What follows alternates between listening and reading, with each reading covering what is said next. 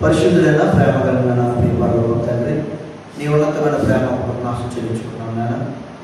ఈ యొక్క మధ్యాహ్న కాల సమయంలో తండ్రి నీ మాటలు వినడానికి మేమందరము తండ్రి నీ సన్నిధానం చేరి మా మనసులను తండ్రి నీ వైపు నిలపడానికి ప్రయత్నం చేస్తూ ఉండగా తండ్రి మీరే తండ్రి మాతో ఉండి మీ పరిశుద్ధాత్మ సహాయంతో మాట్లాడమని, మా ఆత్మలకు కావాల్సిన సంగతులు మాకు నేర్పించమని తండ్రి, మీ యొక్క గొప్ప సంగతులు నేర్చుకుంటూ తండ్రి మా జీవితాలలో మీకు ఇష్టమైనట్టుగా బ్రతకగలిగే మనసును మాకు నేర్పించమని, మమ్మల్ని ఇంకా బలపరచమని, ఆత్మీయంగా స్థిరపరచమని తండ్రి అని పిలుస్తూ నేను ఇంకో నీ పిల్లలందరికీ కావాల్సిన సంగతులు చెప్పుచుండగా నేను అనుకుడును దీనుడునైనా మీరే నన్ను బలపరిచి మీరే నాకు నోరై ఉండి మాట్లాడమని, మీ మాటలు మీరే వివరించమని తండ్రి నాకును మాకు కావాల్సిన సంగతులు నేర్పించుకుని ప్రార్థిస్తూ యేసుక్రీస్తు వారి పేరు మార్పించున్నామా పేపర్లో తండ్రి ఆమేన్.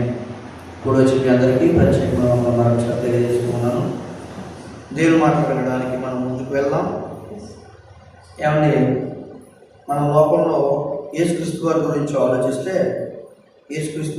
ఆలోచిస్తే చాలామంది ఈయన తక్కువ దేవుడు, తక్కువ వర్గానికి సంబంధించిన వాడు, లేకపోతే ఈయన శిక్ష తనకు తాను చనిపోయాడు కానీ ఏం చేయలేదు కూడా అన్నట్టుగా భావిస్తూ ఉంటాను. అండ్ అందులో ఉన్న పరమార్థాన్ని వారికి అర్థం కాలేదు కదా. ఏమంటే యేసుక్రీస్తు వారి గురించి ఎవరైనా అడిగితే ఏంటి ఆ తక్కువ దేవుడిని నమ్ముకున్నావా అంటారా? మన చుట్టుపక్కల ఉంటున్నారు ఏంటి ఆ తక్కువ దేవుడిని, ఏంటి బయట దేశంలో దేవుడిని అనుకుంటుంటారు. వాళ్ళకి ఏం తెలియలేదు, నిజం అనేది అర్థం కాలేదు. అంటే దేవుడు అంటే ఉండాల్సిన లక్షణాలు, దేవుడు అంటే ఏంటో వాళ్ళకి అర్థం కాలేదు. ఇలాగే చాలామంది కూడా ఏమన్నా యేసుక్రీస్తు వారు ఉన్న కాలంలోనే ఆయన తక్కువ చేశారు. తెలుసా మీకు? యేసుక్రీస్తు వారు ఉన్న కాలంలోనే తక్కువ చేశారు. అయితే చాలామంది ఆయన్ని ఏం చేశారంటే నిషేధించారు. ఇప్పుడు చూడండి, కొంతమంది బోర్డులు పెడతారు, మా గ్రామంలో మేము క్రైస్తవులు ప్రవేశించడానికి లేదు, మా గ్రామానికి మా దేవుడు ఉన్నాడు, మాకు అవసరం లేదు. అంటే వాళ్ళు ఏం చేశారు? యేసుక్రీస్తు వారిని నిషేధించారు. అర్థమవుతుందా? నిషేధించడం అంటే మాకు అవసరం లేదు అని. ఏమంటే యేసుక్రీస్తు వారు ఎలాంటి వారంటే సృష్టి అంతటినీ సృష్టించారు, సృష్టికి మూలమైన కదా, సృష్టికి మూలం. అలాంటి గొప్ప దేవుడిని వాళ్ళు వద్దుకుంటున్నారంటే వాళ్ళకి ఏం తెలియలేదంటే దేవుడి యొక్క పరమార్థం వారికి అర్థం కాలేదు. అయితే దేవుడు యేసుక్రీస్తు వారు ఎలాంటి వారు అంటే నిజంగా ఆయన మూలకు తలరాయి అంటాడు బైబిల్లో. మూలకు తలరాయి అంటే ఏమంటే అది వద్దనుకుంటాం మనం. ఆ వద్దనుకున్న దాన్నే మనకి ప్రాముఖ్యం అవుతుంది, అదే ముఖ్యమని అవుతుంది. అదనమాట, వద్దనుకునే దాన్ని అదే మనకి జీవితానికి అసలు అర్థమవుతుంది. అది లేకపోతే ఇక మన జీవితానికి ఏమీ లేదు. అలాంటి తలరాయి అంటారు దాన్ని, అంటే మూలకు తలరాయి. ఏదో గట్రేసి మూలను పడేస్తూ ఉంటారు. ఇప్పుడు చూడండి, మనకు విలువైన వస్తువులు కొన్ని ఉంటుంటాయి, అవి ఎక్కడ పెడతాం? ఉదాహరణ చెప్తున్నాను, బంగారం ఎక్కడ పెడతాం మనం? బంగారం ఎక్కడ పెడతాం? విలువైన చోట్ల పట్టుకెళ్ళి బీరువాల్లో పెడతాం. చేద పడిపోయినప్పుడు తీసే గేలం ఉంటుంది, మీకు తెలుసా? ఆ గేలం ఎక్కడ పెడతాం? వాటి మీద లేకపోతే ఎక్కడో మూలలో పడతాం. చేద పడిపోయింది నూతులో, బంగారం ఉంది ఇంట్లో, తీర్థదా? ఏది ముఖ్యమప్పుడు? మనం ఎక్కడో పడేసిన చూడండి మూలకు తలరాయి అంటే ఎక్కడో పడేసిందే మనకు అవసరం ఆ సమయానికి. బంగారం ఎంత ఉన్నా, కేజీ బంగారం ఉన్నా, ఇంత లావు చైన్లు ఉన్నా అవి పెట్టి మనం తీస్తామా? ఏమన్నా అర్థం చేసుకోవాలంటే ఏది ప్రాముఖ్యమైనది మనిషి కంటే మనిషి అనుకుంటాడో తన ఉందాగా బతకడానికి ఏది అవసరమో అది నాకు అవసరం అనుకుంటాడు. కానీ ప్రతిదీ ముఖ్యమే. కానీ దేవుడి విషయంలో ఆలోచిస్తే యేసుక్రీస్తు వారు చాలా గొప్పవాడు. ఎలా అంటే ఆయన ద్వారానే రక్షణ ఆయన ద్వారానే పరలోకం. అవునా కదా? మరొక మార్గం అంటూ ఉందా? ఏమంటే క్రీస్తు మార్గము తప్ప పరలోకానికి నడిపించేది, దేవుడి యొద్దకు నడిపించేది వేరే మార్గం అంటే ఏమైనా ఉందా అంటే లేదు. ఏమంటే చూద్దాం. ఇప్పుడు యేసుక్రీస్తు వారు ఎంతమంది యేసుక్రీస్తు వారు నిషేధించినప్పటికీ ఆయన మూల తలరాయిగా ఎలా ఉన్నాడో ఒకసారి బైబిల్ వాక్యం చూస్తే అపోస్తుల కార్యాల గ్రంథము 3వ అధ్యాయము 11వ వచనం. అపోస్తుల కార్యాల గ్రంథము 3వ అధ్యాయము 11వ వచనం చూడండి. 11వ వచనం. అవునమ్మా.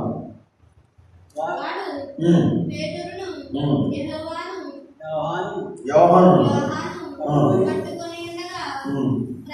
క్షమించండి, 4:11 చూడండి. 4 ఇల్లు కట్టువారైన మీరు తృణీకరించిన రాయి ఆయనే. అంటే ఇల్లు కట్టువారైన మీరు తృణీకరించిన రాయి ఆయనే. ఏమంటే ఆ రాయి ఎవరండి? ఆ రాయి మూలకు తలరాయి ఆయన. అంటే ఇది యెషయా గ్రంథం 28వ అధ్యాయం 16వ వచనంలో ఒకసారి చూడండి. ఇది ఒక ఏమంటే ప్రవచనంగా చెప్పబడింది. అంటే జరుగుతుంది ఇలా. ఎందుకంటే ఇశ్రాయేలీలు యేసుక్రీస్తు వారిని నమ్మలేదు. ఎలా నమ్మలేదు మీకు చూపిస్తాను. ముందు చూడండి. ఒక ప్రవచనంగా చెప్పబడింది యెషయా గ్రంథంలో 28వ అధ్యాయం 16వ వచనంలో, ప్రభువుకు యెహోవా ఎలాగూ సెలవిచ్చుచున్నాడు, సియోనులో పునాదిగా రాతిని వేసిన వాడు నేనే, అది పరిశోధింపబడిన రాయి, అమూల్యమైన తలరాయి, బహు స్థిరమైన పునాది అయిన మూలరాయి అయి ఉన్నది. అంటే రాడు స్థిరమైపోయింది. రాడును పరిశీలించడం ఏంటి? ఆలోచించండి. ఇది రాడు గురించి చెప్తుందా? అంటే ఇటుకల గురించి రాళ్ళ గురించి చెప్తున్న మాట ఆలోచించండి. ఇక్కడ ఏమంటున్నాడు తెలుసా? పరిశోధింపబడిన రాయి, అమూల్యమైన తలరాయి. అమూల్యంగా ఉండబెట్టి రాయి కూడా అమూల్యంగా ఉండబెట్టి రత్నవర్ణాలు కలిగిన రాయి అనుకుంటున్నారా? అంటే అమూల్యం అంటే ఎక్కువ ఖరీదైన రత్నాలకు సంబంధించిన ఆహారాలు అనుకుంటున్నారా? అవి కాదు. అయితే ఈ యొక్క ప్రవచన గ్రంథంలో చెప్పబడిన ఈ మాట మనకి ఇక్కడ వివరణ వస్తుంది అపోస్తుల కార్యంలో. అది ఇప్పుడు చదవం కదా, 4వ అధ్యాయము 11వ వచనం చూడండి. అంటే ఇల్లు కట్టువారైన, అక్కడ నిషేధింపబడిన రాయి తలకు మూల రాయి అవుతుందని ప్రవచనం చెప్పబడింది కదా. ఆ ప్రవచన గ్రంథం నెరవేర్పు ఎవరంటే ఆయనే. తృణీకరించిన రాయి ఆయనే. ఎవరు ఆయనంటే? ఎవరు తృణీకరించారో తెలుసా? మార్కు సువార్త 15వ అధ్యాయం చూడండి. మార్కు సువార్త 15వ అధ్యాయం మొదటి నుంచి చూసుకుంటే మనకు అర్థమవుతుంది. ఉదయము కాగానే ప్రధాన యాజకులు, పెద్దలు, శాస్త్రులు, మహాసభ వారందరూ ఆలోచన చేసి యేసును బంధించి తీసుకుని పోయి పిలాతులకు అప్పగించిరి. ఎవరంటే ఆనాడున్న ఇశ్రాయేలీలు, ఆనాడున్న ఏమంటే వాళ్ళందరూ ఏం చేశారు? యేసుక్రీస్తు వారిని పట్టుకుని మహాసభ యొద్దకు తీసుకువెళ్ళిపోయారు, నిలబెట్టారంట. అంటే ఈయన్ని ఎలా చూపిస్తున్నారు? ఈయన ఒక ఏదో తప్పు పని చేసిన వాడుగా, లేకపోతే ఈయన్ని బంధించి, ఏమంటే యేసుక్రీస్తు వారు బంధించి అంత పెద్ద పని ఏం చేశాడంటే తప్పు పని. ఒకసారి ఆలోచించండి. యేసుక్రీస్తు వారు బైబిల్ అంతా చదువుకుంటూ వెళ్తుంటే ఏమైనా తప్పు చేశాడా? ఆయన సభ ఎదురు నిలబెట్టడానికి లేదు. కానీ వీళ్ళందరూ ఏం చేస్తున్నారంటే తృణీకరిస్తున్నారు. చూస్తున్నారా? తృణీకరిస్తున్నారు. ఒక మాట చూడండి, 19వ వచనంలో, ప్రధాన యాజకులు అసూయ చేత యేసును అప్పగించిరని. అంటే ఎలా అప్పగిస్తున్నారు? ఎలా తృణీకరిస్తున్నారు? అసూయ చేత. అంటే ఈయన కరెక్ట్ చెప్తున్నాడు కదా. చూడు, నిజం చెప్తున్నావు అని ఎవరు నమ్మరు. అబద్ధాలు చెప్పుకోండి చాలా ఈజీగా. చాలా ఈజీగా ఆనందంగా నమ్ముతారు. చూడండి, నిజం ఎప్పుడు ఎలా ఉంటుంది సార్? కొట్టినట్టుగా ఉంటుంది. ఇలా చెప్తున్నాడు ఏంటి, ఎప్పుడు ఇలాగే మాట్లాడతాడు అన్నట్టు ఉంటాడు. కొంతమంది మాటలు చూడండి ఎంత బాగుంటాయో, అసలు మాటలు వింటే స్మూత్గా ఎంత ఆనందం ఉంటాయంటే ఇంకా వినాలి. వెనకాల ఏముంటుంది? ఏదో దెబ్బ ఉంటుంది. ఆడికి ఎంత మంచి మాటలు చెప్పాడు రా, ఎంత ప్రేమగా మాట్లాడాడు రా, ఎంత దెబ్బ తెలుసా అంటారు అవసరం కదా, అవునా కదా? అంటే ఇక్కడ యేసుక్రీస్తు వారేమో వారిని మార్చడానికి మంచి విషయం చెప్పారు. ఇప్పుడు మనం కూడా ప్రజలకు ఏం చెప్తామంటే, యేసుక్రీస్తు వారు నమ్మండి, యేసుక్రీస్తు నందే నిత్య జీవం ఉంది, ఆయన తప్ప ఎవరు లేదు మనల్ని రక్షించడం. మనం చెప్పాము, మనల్ని ఎవరు తెలుసా? చెప్పొచ్చాలే, నువ్వు మాకు చెప్పాలేంటి అంటారు. నువ్వు చెప్పాలా? మాకు తెలీదా? మాకు లేరా? ఎలా అయిపోయిందంటే క్రైస్తవం అంతా క్రైస్తవ్యాన్ని అందరూ ఎదిరించే వాళ్ళే వచ్చారు కానీ ప్రశ్నించే వాళ్ళు తయారైపోతున్నారు. కానీ క్రైస్తవ్యంలో ఉన్న మంచి మార్గాన్ని నేర్చుకునేవారు ఎవరో లేరు. అర్థమవుతుంది మీకు? అంతేందుకంటే క్రైస్తవులకు వచ్చిన వారు కూడా కొంతమంది నమ్మిన ఆయన్నే వెలివేసే వారిలా ఉన్నారు, శిక్షించే వారిలా ఉన్నారు, వాళ్ళు తమ జీవితాలతో తమ ప్రవర్తనతో. అవునే కదా?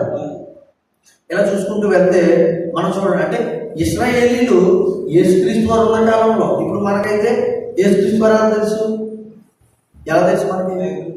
వాక్యం ద్వారా, బోధకుల ద్వారా మనకు చెప్పబడిన అనేక మంది కష్టపడి మనకి వాక్యాన్ని మన దగ్గర వరకు తీసుకొచ్చారు. అలా తెలుసు మనకి. మనం ప్రత్యక్షంగా తెలుసా? చూసామా? ఎవరన్నా ప్రత్యక్షంగా చూడలే కదా, అయినా నమ్ముతున్నామా? ఏమంటే ప్రత్యక్షంగా లేకుండా మనం నమ్ముతున్నాం. ప్రత్యక్షంగా ఉన్న వాళ్ళు ఏం చేశారు? తృణీకరించారు, తోలివేశారు. అయితే తోలివేసిన ఆయన ఏమవుతారు తెలుసా? తోలివేసిన ఆయన ఏమయ్యారు? ఈరోజు ప్రపంచానికి ముక్తిదాత ఆయనే. ఏమంటే మరొక మాట చూద్దాం. ఎఫెసీయుల పత్రిక 3వ అధ్యాయము 20వ వచనం. ఎఫెసీయులకు రాసిన పత్రిక 3వ అధ్యాయము 20వ వచనం చూద్దాం. 3వ వచనం 3వ లైన్ నుంచి చదువుతాను. ఊహించి వాటిన్నిటికంటే అత్యధికంగా చేయ శక్తి గల దేవునికి క్రీస్తు యేసు మూలంగా సంఘములో తరతరములు. ఏమంటే క్రీస్తు యేసు మూలంగా ఎవరు మూలమయ్యారు? ఇక్కడ సంఘానికి క్రీస్తు యేసు మూలమయ్యాడు. దయచేసి అందరూ వినాలి. ఏమంటే మనం ఎవరైతే యేసుక్రీస్తు వారిని సింపుల్గా చాలా చులకనగా చూస్తున్నామో, ప్రపంచమంతా చులకనగా చూస్తుందో, ఆయనే సరైన మార్గము, ఆయన ద్వారానే పరలోకం ఉందని చూడండి. మూలమైన అంటే సంఘానికి మూలమైన, సంఘానికి ఎవరు మూలము? యేసుక్రీస్తు వారు మూలం అన్నమాట. ఏమండి మళ్ళీ చూద్దాం మరొక మాట. కొరింథీయులకు రాసిన మొదటి పత్రిక 3వ అధ్యాయము ఒకసారి చూడండి అన్నమాట. ఇక్కడ కూడా చెప్పబడుతుంది. కొరింథీయులకు రాసిన మొదటి పత్రిక 3వ అధ్యాయము 11వ వచనం చూద్దాం.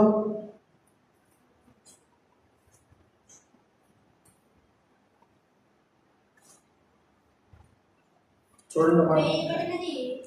11వ వచనం, 4వ అధ్యాయము 11వ వచనం చూద్దాం. 4వ అధ్యాయము 11వ వచనం. ఇల్లు కట్టువారైన మీరు తృణీకరించిన రాయి ఆయనే, ఆ రాయి మూలకు తలరాయి. కొరింథీయులకు రాసిన పత్రిక మంచిగా 3:11.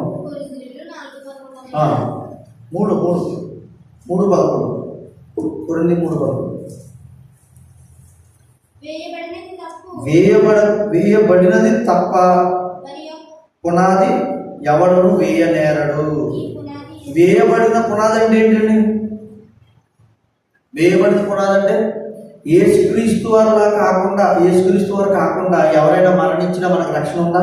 ఇప్పుడు ఏమండి చెప్పండి. యేసుక్రీస్తు వారు కాకుండా ఎవరైనా ఆ విధంగా పోనీ ఏదో కష్టాలు పడి చచ్చిపోదాము, అలా సిలువ వేయించుకుందామని అనుకుంటే వాళ్ళ ద్వారా మనకు రక్షణ వస్తుందా? అంటే వేయబడుకున్నదంటే యేసుక్రీస్తు వారు ఆల్రెడీ వేసేసారు. ఎలా? తన రక్తంతో చనిపోయాడా లేదైనా? చనిపోయి తిరిగి లేచాడా లేదా? అంటే ఆల్రెడీ జరిగిపోయింది. ఒకవేళ ఇప్పుడు ఆ విధంగా చేసుకుందామని ఎవరు చేసినా కానీ చనిపోతారేమో, కానీ తిరిగి లేవరు, అవకాశం లేదు వాళ్ళకి. ఎందుకంటే ఒకటే మూలరాయి. చూడండి మరి చదవమ్మా. వేయబడినది తప్ప మరి ఒక పునాది ఎవడును వేయనేరడు, ఈ పునాది యేసుక్రీస్తే. ఈ పునాది యేసుక్రీస్తే అంటే అంత విలువైన పునాదిగా ఆయన ఉన్నాడు యేసుక్రీస్తు వాడు. అర్థమవుతుందా? ఆయనే పునాది రాయి అంట. ఆయనే పునాది రాయి అంట. ఆయన పునాది రాయి ఎలా అయ్యాడు? మనమందరం ఏమో సంఘంలోకి వచ్చిన మనమందరం ఇంకా చెప్పాలి. మనం ఒక విధంగా పిలువబడుతున్నాం లోకంలో. ఎలా ఇంకా సింపుల్గా చెప్పాలంటే అందరికీ అర్థమయ్యేలా క్రైస్తవులు ఎవరికైనా బయటికి వెళ్ళామంటే ఏమంటారు? మేము క్రైస్తవులు అని చెప్తాం, క్రీస్తునామని వాళ్ళు కదా. క్రైస్తవులు అనే మాట ఎక్కడి నుంచి వచ్చింది? సరిపోయిందా? మూలం ఎక్కడి నుంచి వచ్చింది? యేసుక్రీస్తు వారి ద్వారానే రక్షణ ఉంది కాబట్టి మనం అక్కడే ఉన్నాం కాబట్టి క్రైస్తవులు అయ్యాం. అప్పుడు మీకు అర్థమైందా? వేయబడి పునాది తప్ప మరి ఒక పునాది ఎవడు వేయలేరు. ఇప్పుడు వేరే పేరు మీద వచ్చి ఎవరు వచ్చినా అది జరుగుతుందా? ప్రపంచం అంతా క్రైస్తవులు ఎంతమంది ప్రపంచంలో ఆలోచిస్తే చాలా ఎక్కువ మంది. వాళ్ళందరినీ మళ్ళీ ఒకరు మాట్లాడుతున్నట్టు అవుతుందా? అవకాశం లేదు. అందుకంటాడు ఈ పునాది యేసుక్రీస్తే. ఎవడైనా ఈ పునాది మీద బంగారము, వెండి, వెలగల రాళ్ళు, కర్ర, గడ్డి, కొయ్య, కోలు మొదలైన వాటితో కట్టినగా వారి పని కనబడును, ఆ దినము దానిని తేటపరచును. అంటే ఒకవేళ వేరేవాడు వేరుగా కట్టాలనుకుంటే, వేరుగా సంఘాన్ని నిలబెట్టాలనుకుంటే యేసుక్రీస్తు వారు తప్ప అవకాశం లేదు. వేరే వెలగల రాళ్ళు పెట్టిన అవకాశం ఉందా? లేదు. వాడి పని కనపడుతుందంట. ఎలా కనపడుతుంది? తప్పుగా చేస్తే తప్పుగా కనపడుతుంది. నిజంగా కష్టించి క్రీస్తు సంఘాన్ని నిలబెట్టే వారిలో మనకు కనబడితే మన యొక్క పని దేవుడు చూస్తాడన్న వచ్చిన ద్వారా మనకు అర్థమవుతుంది. అంటే ఇది విలువైన మూలరాయి అంటే ఎవరంటే యేసుక్రీస్తు వారు. అయితే ఈ యేసుక్రీస్తు వారు మనల్ని ఏ విధంగా కడుతున్నారంటే ఏమంటే చూడండి ఒకసారి యెహోషువ గ్రంథము ఆ మాట చెప్పే ముందు అసలు రాళ్ళు గురించి ఆలోచిస్తే మన పాత నిబంధన గ్రంథంలోకి వెళ్తే ఏమండి యెహోషువ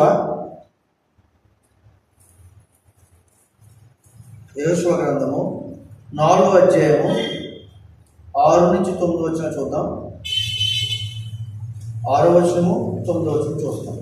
ఇక్కడ రాళ్ళు గురించి వచ్చిన సందర్భం, ఒక రాళ్ళు అంటే ఏంటి ఆ సందర్భాన్ని గురించి మాట్లాడుతూ, ఇక మీదట మీ కుమారుడు ఈ రాళ్ళు ఎందుకని అడుగుతున్నప్పుడు అక్కడ జరిగిన సందర్భం ఏంటంటే వాళ్ళ యోర్దాను నది దాటారు. యోర్దాను నది దాటిన తర్వాత అక్కడ దేవుడు అక్కడ చెప్తుండగా ఒక దేవుడు చెప్తున్నాడు, మీరు ఒక 12 రాళ్ళని నిలవబెట్టండి. ఈ 12 రాళ్ళు ఎందుకు అంటే ఇవి రాబోయే తరాలకి గుర్తు. మీకు అర్థమవుతుందా? రాబోయే తరాలకి గుర్తు. ఏ గుర్తు? దేవుడు ఇలా కాపాడి ఆ దేశం నుంచి, ఐగుప్తు దేశం నుంచి ఈ దేశానికి ఏది పాలు తేనెలు ప్రవహించు ఏమంటే యెరూషలేముకి ఆయన నడిపించాడు ఇశ్రాయేలుని అని పిల్లలు వస్తారు. ఎప్పుడు జరిగింది ఈ విషయము?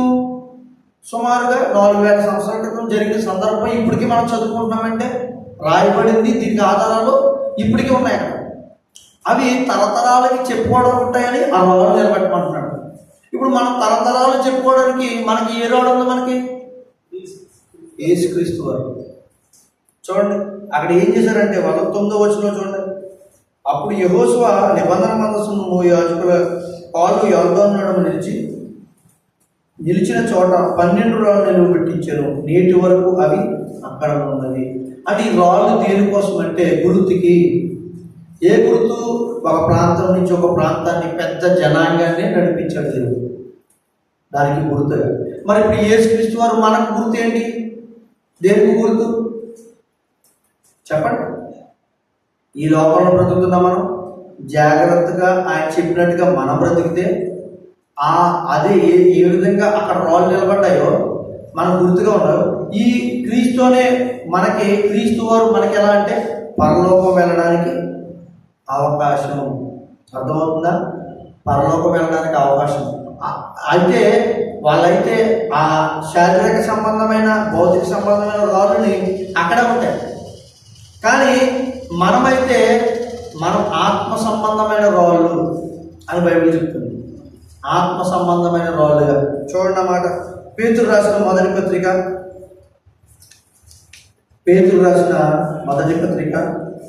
2వ అధ్యాయం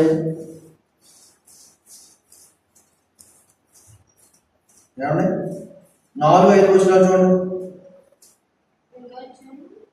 పేతురు రాసిన మొదటి పత్రిక 2వ అధ్యాయం 4-5 వచనాలు చూడండి. విసర్జింపబడినను దేవుడి దృష్టికి ఏర్పరచబడినది. మనుషులంతా విసర్జిస్తున్నారు లేదా ఈనాటికి కూడా లోకంలో యేసుక్రీస్తు లేదా చెప్పాలి. అంటే మనుషులందరి చేత విసర్జింపబడినప్పటికీ చెప్పండి, చదవాలి. దేవుడి దృష్టికి ఏర్పరచబడినది అంటే దేవుడు ఏర్పరచుకున్నది అన్నమాట. అంటే అమూల్యమైన సజీవమైన రాయియగు అంటే యేసుక్రీస్తు వారు ఎలాంటి రాయి అంటే ఎక్కడ పడితే అక్కడ ఉండిపోయేది కాదు. ఒక రాడు మనం చోట పెట్టామనుకోండి, మనకు చాలా తెలుసు రాడు ఒక చోట ఉంటుంది, ఇప్పుడు అక్కడే ఉంటుంది, మనం విని రావాలి తప్ప కదా. చూస్తుంటా కదా, మీరు అర్థం చేసుకోండి. అంటే యేసుక్రీస్తు వారు ఎలాంటి వారు అయితే సజీవమైన రాయి. సజీవమైన రాయి ఏంటి అంటే ఆ రాడు తప్ప మనకు అవకాశం లేదు. అంటే ఆయన తప్ప మనకి మోక్షాన్ని చేరే, పరలోకం చేరే అవకాశం మరొకటి లేదు. ఇంకొకటి ఏంటంటే ఆయన ఎక్కడికైనా రాగలడు, ఎక్కడైనా ఉండగలడు. అంటే సజీవమైన రాయకు ప్రభునొద్దకు వచ్చిన వారే. మీరు ఎక్కడ వచ్చారంటే సజీవమైన యేసుక్రీస్తు యొద్దకు వచ్చారు, నిజమైన దేవుని యొద్దకు. అర్థమవుతుందా? ఏమంటే మనల్ని ఎలా ఉండమంటున్నాడంటే చూడండి, కింద 5వ వచనంలో యేసుక్రీస్తు ద్వారా దేవునికి అనుకూలము ఆత్మ సంబంధమైన బలులు అర్పించుటకు. ఇంతకుముందు ఇశ్రాయేలు ఎలా అర్పించారు బలులు? శారీరకంగా అంటే గొర్రెలను మేకలను తీసుకొచ్చి వధించి అప్పుడు బలులు అర్పించారు. ఇప్పుడు ఎలా అర్పించమంటున్నాడు? ఆత్మ సంబంధమైన బలులు అర్పించాలి. ఎలా ఆత్మ సంబంధమైన బలులు అర్పించమండి? ఎలా? నేను నమ్మను. ఇప్పుడు నేను సువార్తను చెప్పాలి, అనేక మందికి దేవుడు వారికి మార్గదర్శకంగా చూపిస్తే వారు మారి రక్షణ పొందారనుకోండి, వాళ్ళు దేవునికి దగ్గర వారు. ఆత్మ సంబంధ ఆత్మాన్ని దేవునికి అప్పగిస్తూ ఉన్నాం, దేవుని దగ్గర చేస్తున్నాం. అదే అంతకుమించి ఇంకేం కావాలి? ఏమంటే ఒకరు చంపితే ఏమన్నా గొప్ప వస్తుందా? లోకం కూడా ఒప్పుకోదు. దేవుడు ఎలా ఒప్పుకుంటాడు అంటే మారు మనసు పొందితే దేవుడికి దగ్గర అవుతారు కదా. చూడండి అక్కడ ఏమంటున్నాడు? బలులు అర్పించుటకు, ఆత్మ సంబంధమైన బలులు అర్పించుటకు పరిశుద్ధ యాజకులుగా ఉండినట్లు మీరును సజీవమైన రాళ్ళవలే నుండి. సజీవమైన రాళ్ళవలే ఉండి. ఇప్పుడు మనం ఎలా ఉన్నాం? మన ఒంట్లో కూడా ఉంటుంటాయి అక్కడక్కడ రాళ్ళు కదా. కంతులు అంటుంటారు, అక్క మన బాధపడింది అండ్ కిడ్నీలు రాళ్ళు మన శరీరంలో ఉంటాయి. ఆ రాళ్ళు కాదు, మనమే. ఎలాంటి రాళ్ళు అంటే సజీవమైన రాళ్ళు. సజీవమైన రాళ్ళు వలె ఉండి ఏమంటే చూడండి ఇక్కడ ఆత్మ సంబంధమైన మందిరముగా కట్టబడుచున్నారు. ఆత్మ సంబంధమైన మందిరంగా మనం కట్టడం ఏంటి? ఎలా కట్టతారు అంటే ఆలోచించండి. మనం ఏంటి? రాళ్ళ వలె కట్టబట్టడం ఏంటి? సజీవమైన రాళ్ళు కొండి సంఘాన్ని కట్టడం ఏంటి? ఎలా చెప్పమంటారా? ఇప్పుడు మనమందరం ఉన్నాం. మనమందరం ఉంటేనే సంఘం అవుతుందా? నేను అప్పటి నుంచి సంఘం అవుతుందా? అందరం ఉంటేనే. ఇప్పుడు ఒక కార్యక్రమం, ఏదో సువార్త కార్యక్రమం లేదా ఒక మీటింగ్ ఏదో కండక్ట్ చేయాలనుకుంటున్నాం. నేను అప్పటి చేత అయిపోతుంది, మనమందరం చేత అవుతుందా? అంటే సంఘం అంతా చేస్తేనే ఆ పని అవుతుంది. ఇప్పుడు ఆలోచించండి, మందిరము మనమందరం అన్నాడు కదా దేవుడు, మనమందరం చేస్తుంటేనే పని అవుతుంది. అర్థమవుతుందండి? అంటే సజీవమైన రాళ్ళు అంటే ఏంటంటే పని చేసేవి, దేవుడి పని చేసేవి. అర్థమవుతుందా? ఇప్పుడు మనం అందరం పని చేస్తే ఒక రక్షణ భాగ్యం, ఒకడు రక్షణ పొందారనుకోండి, వాక్యం తెలుసుకుని నిజంగా దేవుడి సరదాన్ని వాళ్ళు చేరుస్తున్నామంటే ఎంత గొప్ప కార్యమని అర్థమవుతుందా? అలా కడుతున్నాడంట మనల్ని సజీవమైన రాళ్ళవాలి. ఇది ఇటుక మీద ఇటుక పెట్టిన మందిరం, ఇది కనబడుతుంది, కంటికి కనబడని ఆత్మ సంబంధం మందిరం ఏంటంటే మనమందరం. అంటే నేను ఒక మాట చెప్పలేను అనుకోండి, వెనకాల మీరు వాళ్ళకి దేవుని వాక్యాన్ని సపోర్ట్ చేయాలి. అర్థమవుతుందా? వాక్యం తెలియని వారికి నేను ఒక మాట చెప్పలేకపోయాను అనుకోండి, అది అక్కడ వరకు ఆగిపోకూడదు, మీరు దాన్ని విశ్లేషించాలి. అయ్యా ఇదమ్మా ఇది విషయం, ఆయన చెప్పాడంటే ఏదో అతని మాట కాదు, వాక్యం ఎలా ఉందా నిజమే, ఇది ఇక్కడ చూపించారు, వాక్యంలో ఉందమ్మా అని చూపించడం, ఇది ఉందయ్యా అని నేర్పించడం, ఇది నిజమమ్మా. వాళ్ళు వినకపోయినా మనం చెప్పాలి.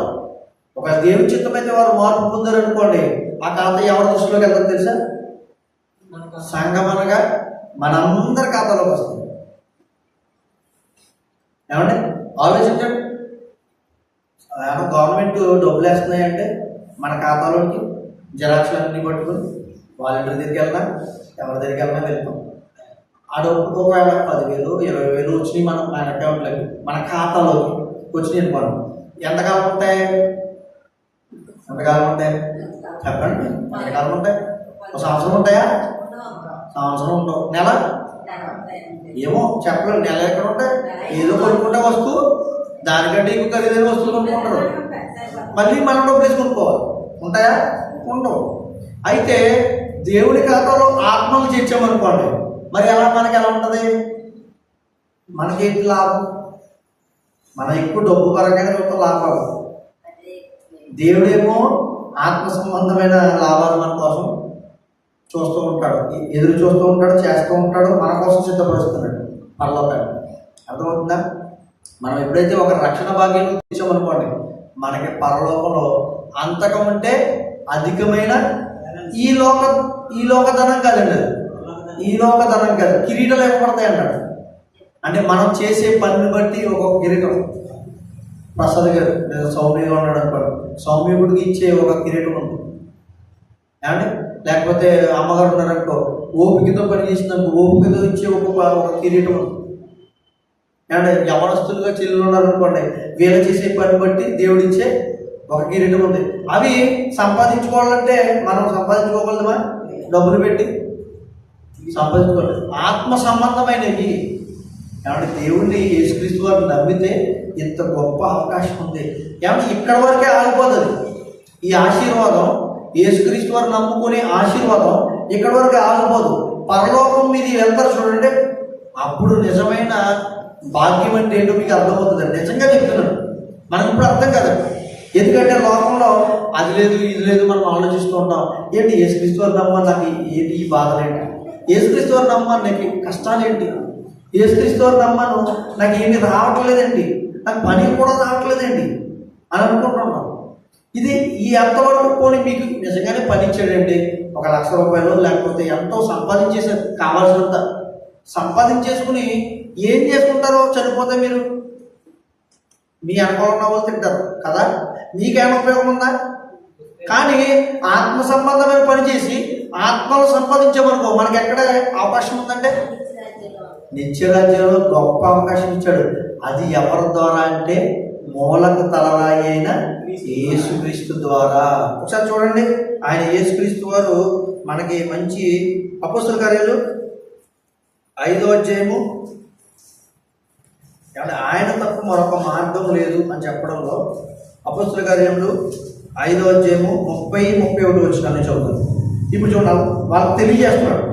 ఎవరంటే ఇక్కడ శిష్యులు యేసుక్రీస్తు వారు చనిపోయి తిరిగి లేచి వెళ్ళిన తర్వాత అప్పుడు వారికి గుర్తు చేసుకో, మీరు మ్రానున వేలాడదీసి సంహరించే యేసును మన పితరుల దేవుడు లేపెను, ఇశ్రాయేలులకు మారు మనసు పాప క్షమాపణ దయచేయుటకై దేవుడు అధిపతిని గాను రక్షకుని గాను తన దక్షిణ హస్తం చేత హెచ్చించి ఉన్నాడు.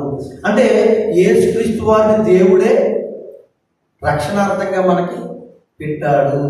ఏమంటే యేసుక్రీస్తులో మనకి నిత్య జీవం ఉంది. ఆయన్ని నమ్మను, ఆయన ద్వారా తప్ప, అది నా ద్వారానే తప్ప మీరు పరలోకంలో ప్రవేశింపడాలంటున్నారు నా ద్వారా. అంటే ఆ మాట మీరు ఎవరైనా అనగలరా? నేను అనగలదునా?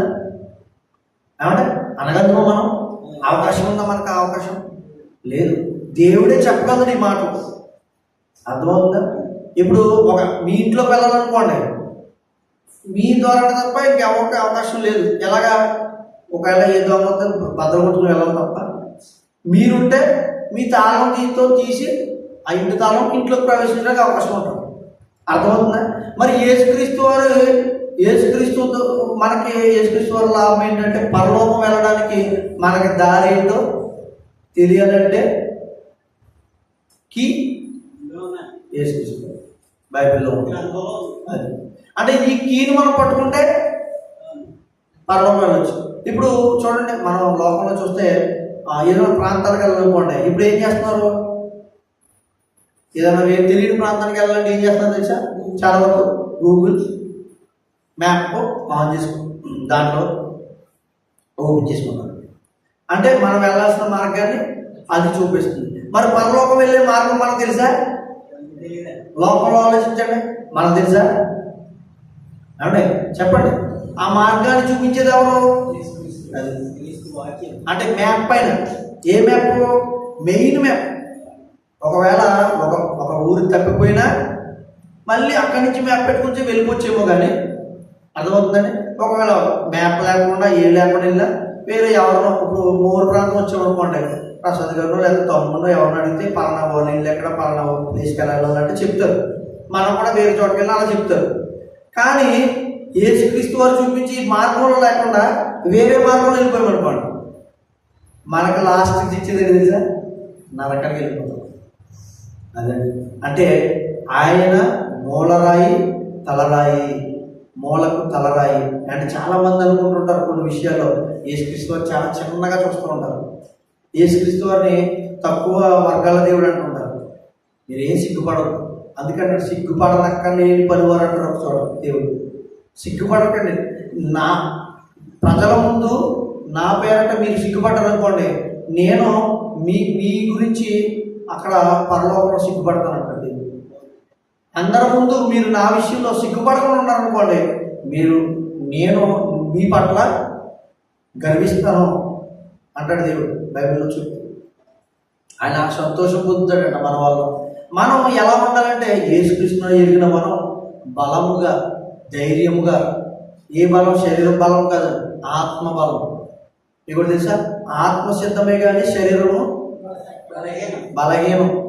ఒకవేళ మీ శరీరం బలహీనమైనప్పటికీ మీ ఆత్మ బలమైన ఆత్మ ఉంది కదండి. ఇప్పుడు మీకు ఒకటి తెలుసా? ఈ శరీరాన్ని నడిపించాలన్నా ఏం కావాలి మనకి? మనలో ఏముండాలి? ఆత్మ ఉండాలి. ఆత్మ లేకుండా బ్రతుకుతున్న శరీరం ఏదైనా ఉందా? చెప్పండి, బ్రతకదు. మరి అలాంటప్పుడు మనం నడిపించే శక్తి గల ఆత్మ దేవుడు కదా. మన ఆత్మను రక్షించగలిగిన వాడు ఆయన. అలాంటి ఆయన నమ్ముకుని మనం రక్షణ భాగ్యంలోనూ కొనసాగుతూ ముందుకు నడవాలని మీకు తెలియజేసుకుంటున్నాను. ఎందుకంటే అంటే ఆయన తప్ప మరొక మార్గం మనకు లేదు. ఆయన తప్ప మరొక అవకాశం మనకి ఉందా? లేదు. దయచేసి మీరు అందరూ కూడా యేసుక్రీస్తు వారిని మీ సొంత రక్షణగా అంగీకరించారు. ఇంకా ఈ మాటలు అనేక మంది వింటూ ఉన్నారు మన ప్రాంతంలో. వాళ్ళు కూడా రక్షణ పొందాలి, రక్షణ భాగ్యం రావాలంటే మన వంతు మనం పని చేయాలి.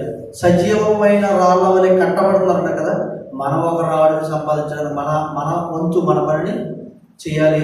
స్వార్థ వ్యాప్తిలో మనం కూడా భాగస్వాములు కావాలని తెలియజేసుకుంటున్నాను. మీరందరూ కూడా అట్టి భాగ్యతలోనికి మీరు నడుస్తూ దేవుని సన్నిధానంలో నడుస్తూ ముందుకు నడుపుతూ అండ్ నీతిమంతుల ఆశ భంగమైపోవడం, మనం అలా నీతిమంతులుగా బ్రతకాలని, దేవుని సేవలో కొనసాగాలని మీ అందరికీ తెలియజేసుకుంటూ ఈ నా మాటలు ముగిస్తూ ఉన్నాను. ప్రార్థన చేసుకుని ఈ మాటలు ముగించుకున్నాం. పరిశుద్ధ జన ప్రేమ నీ ఉన్నతమైన ప్రేమను నాశనం చేర్చుకున్నాను. నీ వాక్యం ద్వారా యేసుక్రీస్తు వారి యొక్క మహోన్నతమైన ప్రేమని నేను మా కోసం ఆయన తప్ప ఎవరు ఈ లోకంలో తండ్రి మరణించలేదని, తండ్రి యావత్ ప్రపంచానికే రక్షణ మార్గంగా దిక్సూచిలా ఆయన్ని మాకు చూపించి పరలోక రాజ్యం చేరడానికి మాకు అవకాశం దయచేశారు. నీ మాటలు వివరించడానికి మంచి సమయం ఇచ్చిన దాన్ని బట్టి స్తోత్రములైనా ఇక ముందు కూడా తోడే ఉండండి. ఈ ఆరాధన కార్యక్రమం నీకు మహిమార్థంగా మాకు ఆశీర్వాదం దీవెనకరంగా జరిగిస్తున్న విధానం బట్టి స్తోత్రం చెల్లించుకుంటూ మూడో విషయం ప్రతి ఒక్కరు దీవించాడు. ఇంకా అనేక మంది తండ్రి ఈ సంఘానికి చేరి ఆత్మ సంబంధమైన రాళ్ళ వల్లే తండ్రి శారీరకంగా కాకుండా ఆత్మ సంబంధంగా సంఘాన్ని బలపరుస్తూ సాగే జీవితంలో మమ్మల్ని నడిపించమని మాకందరికీ ఆత్మీయ మాటలతో నడిపిస్తున్న దేవానికి స్తోత్రం చేయండి. యేసుక్రీస్తు వారి పాల్గొంటున్నాం మా ప్రియ పరలోకపు తండ్రి. ఆమేన్.